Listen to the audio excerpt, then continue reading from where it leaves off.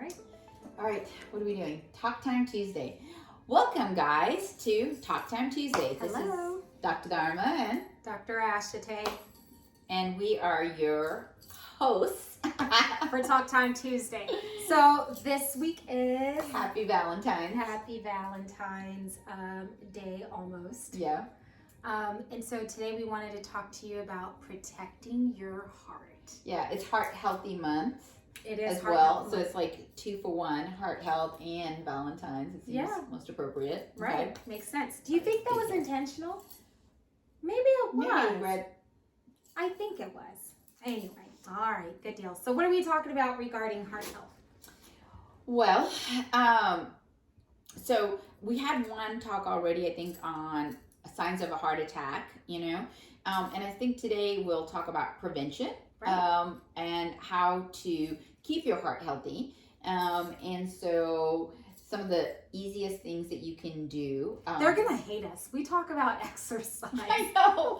And eating healthy all day, every day. And Yeah. we have no other topic of conversation. And that's why I go by the nagging doctor, because it's just nagging, like just constantly wah, wah, wah. I mean, that's all my patients hear. But at hopefully least, after they get your nagging points, and it goes in, the key to living a healthy life is honestly very simple. It's not complicated, guys. It really isn't. So. Okay, so how do you focus on, let's talk about diet first then, okay, for your heart. I think the simplest thing is to eat more vegetables. I posted about what kind of diets actually are effective and are helpful, and it's not a coincidence that the diets that help you lose weight, which is not the objective that we're talking about today. Today we're talking about just being healthy, right? Healthy eating habits to protect your heart. So diets that are Mediterranean, a Mediterranean diet is one that is really focused on the colorful rainbow with good fats. So good fats are salmon, avocado, olive oil, Almonds, nuts. Walnuts are really good. And then vegetables, right? So I think people always assume that they have to either be vegetarian, right? They're always like, oh, I'm going to be a vegetarian. Well, you don't have to. Right. You can just literally have more vegetables in your meal, and that's great. And that's what a Mediterranean diet is, and that has been shown to protect your heart. So I think that is the number one thing. So if all you did is watch this like one little snip and then now you're going to move on, just try to eat more vegetables in your diet. They have antioxidants and just all the colors.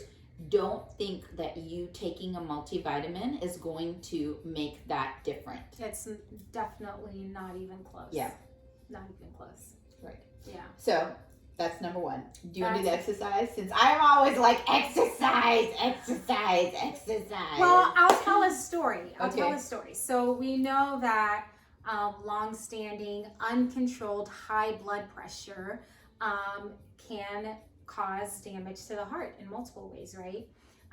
And I've always known that, but I don't even know if I've told this story, but my father came to live with us, and it was at the beginning of the COVID pandemic, and he had been active actually, but then we were stuck in an apartment and nobody could move, and this was when we had no clue like how to really navigate the world in the middle of this pandemic, and so his movement like significantly decreased, and we noticed that his blood pressure started going up, and initially we couldn't even figure out why, right?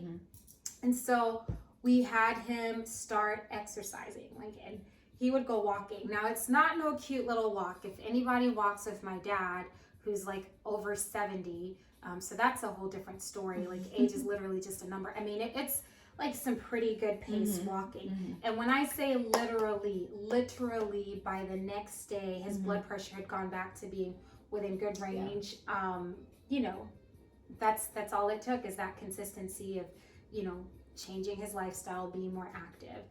So exercising is very key. A lot of people tend to think that, I don't have access to a gym, so I can't exercise. And I hear that excuse a lot, that, we're in the middle of a pandemic, and so that's why I'm not exercising as much. But truth is, if you have any space, Dr. Dharma, like literally, unless you're like in a cage and this is literally all you can do. Look at me cutting my head off. Then then no excuse, right? So you can exercise in your home. If you like to dance, turn on some music and move, right? If you've got kiddos and you can play out in the yard, play some tag, right? But getting your heart rate up for at least 30 minutes, and it's good to do that. Aim for 5 days a week is key. But here's the catch: if you've been doing 0, don't try to go out there tomorrow and try to get your 30 minutes 5 days a week, because guess what? If you're not successful, you're going to then count that as, oh, I can't do it, and then you're going to get discouraged. Start where you are. Start with small, attainable goals, right? What is it that I can do consistently? The other thing that I tell people is whenever you're looking to make a change in your life, something else has to give, right? So different decisions that we make are not independent of each other. So for instance, if I come home and I'm watching like 10 hours of TV, I'm gonna have to give up some of those hours of TV in order to transition that into exercise. So, but right? you can probably get through Bling Nation. Bling Empire. Oh Have you my seen God. that? Oh my God, now I feel so fake. But like, we don't watch. Oh yeah, we don't watch. I didn't watch. Anyway, the point is, something has to give. So that last episode of Bling Empire that I watched yesterday, I could do without. But don't get it twisted. I got my exercise in the morning. Yes, you did. So. I know. That's when I exercise too. And so just a little tip is that exercising before your day starts can be really helpful because you set the tone for the rest of the day. When you've exercised, you tend to not eat as bad, right? Like no one's going to exercise for an hour and then eat really bad food during the rest of the day. In addition, when you exercise in the morning, when you go to sleep at night, it is like wonderful, right? It really is. Because when you exercise at night, sometimes it takes a little bit of time to come down off of that like energized moment. So that's another thing. We both exercise in the morning. And sometimes that means like you have to go to sleep earlier, right? You make a very strong point. Like I have to go to sleep earlier in order to be able to wake up and exercise. Right. But it also means that I have to be efficient with my work, because if I'm not efficient with my work, then it's going to come home and then the sleep time's going to be. And so in order to make my goal of exercising, the planning actually starts with something else in order to maintain and protect that time. Yeah, and I've seen you at work talking about planning. Not good food doesn't just pop out, and you have to have thought about it ahead of time. So I've seen her, prep her meals and bring food to work that is solid, that is nutritionally, sustain her for the rest of the day, and that's emergency food, so that she's not like leaning on chips or crackers or candy in order to get her through the day. So she's thought through like, how am I going to fuel my body? Now, I can say that I am not as good at that. I tend to be better at exercise than I do in nutrition, but that's my goal for this year, is to work on with. Well, but I got help, like Lizzie actually. So Lizzie is our health wellness coordinator. Yeah. And so I submitted myself, doctors need help too, but I went because I knew there were some changes that I needed to make and some things I needed to learn. And in my consultation, I literally felt like she was a magician or something.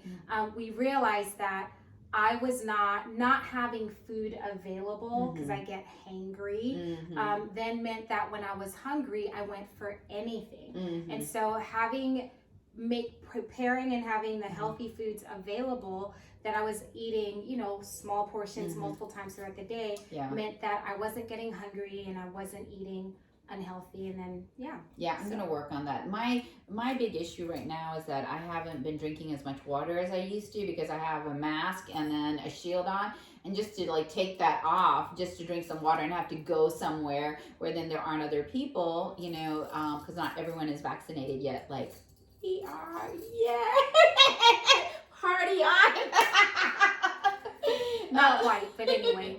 But so that I'm struggling with, and then I'm working on increasing my protein because I want to be muscular, and so that's what, like, those are my next health goals. And so heart health, interestingly, lifting isn't as important for heart health. It's more aerobic, like you were saying, so that if your heart has an insult, so if and when you have a heart attack, your heart is strong and it will get you through those moments. That's why, like, troops train, like they have all of this training in order to be fit, so that when they go to battle, that they are prepared and they are ready. And the same thing works with your heart. When your heart has something happen to it, if you have trained it, then you're not going to drop dead from a heart attack. You might have a heart attack, but you're not going to drop dead of it, you know? And so, I mean, we wanted to dress up in red and celebrate love and heart and being healthy and exercising and eating right, so that we could just keep reminding you of the small things. And even though sometimes it feels like you already know this, and yeah, you've already tried it and you've already failed at it, okay? Because you failed, she's failed, and I failed. We've all failed at it in different ways, and it's okay. Failure is just part of life. Right. That's not a big deal. And you don't have to try to like become, you know, amazing overnight. It can be simply just eating one extra serving of vegetables in every meal. And I used to teach my kids, the little kids I would see in clinic. What I would do is I'd have them have like 8 rubber bands of those black rubber bands you put in your hair, and they would put it on one hand. And every time they would eat a vegetable, they would take their rubber band, I'm demonstrating rubber band, and they would put it on their other hand. And then that would allow them to realize, I'm having little rubber band issues here, but then they knew that they had eaten that vegetable. And so when this hand was empty, right, then they knew that they had all their portions of vegetables a day. And it seems like a really not so hard trick, you know?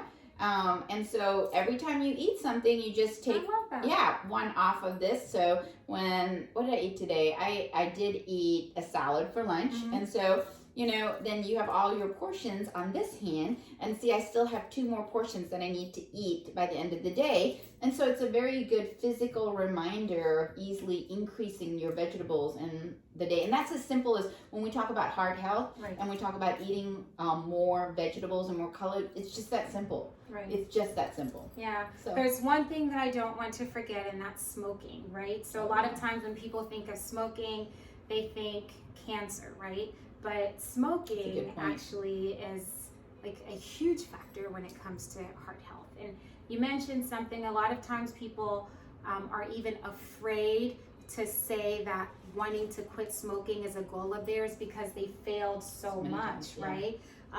But I mean, most people will quote unquote fail, but if we start looking at our failures as learning opportunities to learn what didn't work for us before, you know, and why did that not work, you know, then it's no longer just a failure, it's an opportunity for us to know ourselves better. Well, this is what didn't work, let's go on to the next thing. It's a journey, you know. I always say this, it's a marathon, it's not a 100-meter dash. You know, we are learning new habits day in and day out, step by step. And so if you're thinking, man, I'm gonna quit and that's it, well, when you don't meet the goal, you're disappointed and you think, well, I'm incapable of it. But we're here to tell you that you are capable of doing it, one small habit change at a time. All right.